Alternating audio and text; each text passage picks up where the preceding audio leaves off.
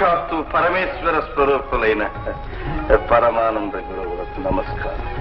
విజయోస్తు. ఆయురారోగ్య ఐశ్వర్యాభివృద్ధిరస్తు. మీరు వచ్చిన విశేషం?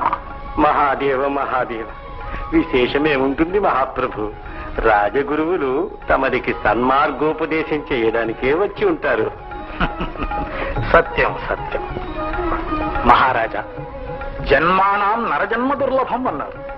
అందులో తమరు నరేంద్రులై జన్మించారు. ఇంతటి మహోత్కృష్టమైన జన్మనొసగిన పరమేశ్వరుని పూజ కూడా తాము విస్మరించటం. విస్మరించలేదు గురుదేవ.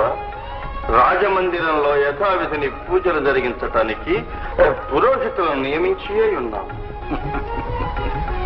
ప్రభు, రాజకార్యాలకు ఉద్యోగులను నియమించవచ్చు, కానీ పూజలకు కూడానా?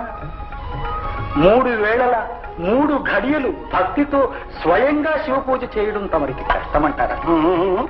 ఎంత మాట గురుదేవా, ఎంత మాట! పరమేశ్వరుని పూజ కష్టమా? సరే, నేటి నుండి మేమే స్వయంగా పూజ చేస్తాం గురుదేవ. చాలా సంతోషం.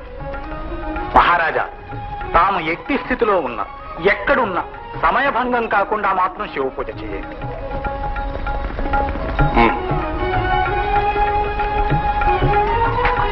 గురుదేవుల ఉపదేశం తప్పకుండా. చినుకులారాలి నదులుగా సాగి వరదలైపోయి కడలిగా పొంగు నీ ప్రేమ, నా ప్రేమ, నీ పేరే నా ప్రేమ.